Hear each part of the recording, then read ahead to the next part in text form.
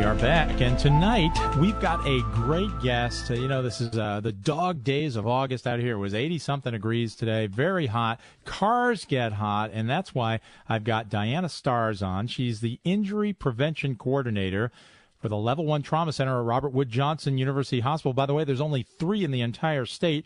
Robert Wood Johnson is one of those, and it's the only designated pediatric trauma center in the entire state of New Jersey. Now, she's going to talk a little bit about look before you lock. Don't leave children alone in locked cars and hot cars. Well, Diana, welcome. Thanks so much for taking time in your Saturday evening. Thank you very much for having me. All right. Tell me something now. Why is this so important for parents? I mean, we hear about this almost every week now. In the United States, there's another disaster. So tell me, what's going on in hot cars? Well, since the end of March, there have been about 24 cases of children who have died from heat stroke because they were left unattended in cars across the country. So it's a very serious public health and safety issue, and we have teamed up with the Middlesex County Board of Chosen Freeholders, Robert Wood Johnson, the City of New Brunswick, and Safe Kids Middlesex County to launch a campaign called Look Before You Lock. We've got mobile message boards that will be traveling around the county to help enforce that message and raise awareness, and handing out flyers and posters that will be distributed around the county also. All right, so now we hear about this all the time. These little children left in the car, their body starts increasing in temperature. Tell us, what exactly is heat stroke? Heat stroke is hyperthermia. It's a condition where your body isn't able to cool itself quickly enough, so body temperatures rise to dangerous levels. And this is really, serious for children, even more so than adults, because children's bodies don't have the ability to cool like we do. They heat up 3 to 5 times faster than adults. And once a child's body temperature reaches about 104 degrees, their internal organs start to shut down. It's just incredible. I mean, you think about this. How can you leave your kid in the car? But yet it happens so frequently, over 24 times this summer. It's crazy. Why are we hearing about this now? Why right now?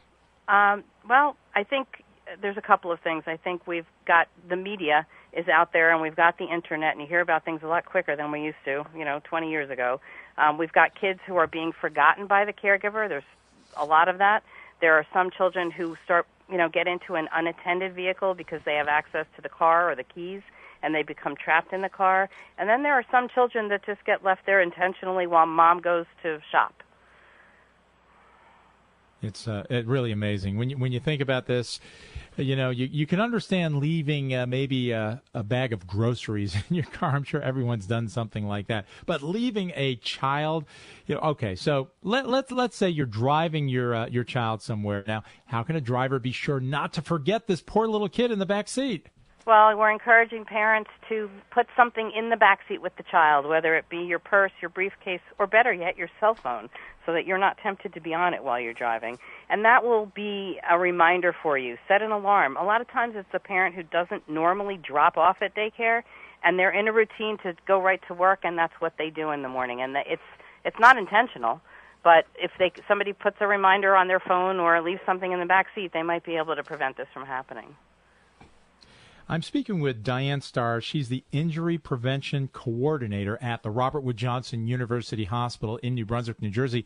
And people ask me all the time on the radio, where is Robert Wood Johnson? If you look at the map of New Jersey and you take your finger and put it at the exact geographic center of the state, that's Robert Wood Johnson. It's in New Brunswick. It's on the train line from New York, the big one that goes from New York to Washington. Robert Wood Johnson is about 1 block, easy walking distance from the train station. All right, Diane. So now, what should parents and caregivers do to protect kids from heat stroke? What can they do? Well, the best thing to do is obviously not leave your child alone in a car, especially your younger children who can't fend for themselves.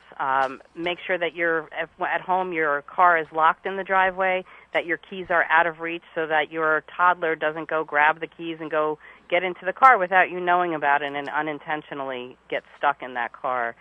And also just to make sure that as citizens that we are aware if we see a child in a car alone, you call 911. You don't stand around and wait. You don't think somebody else will do it. You call 911 to make sure that nothing, there's no tragedy that happens with this child.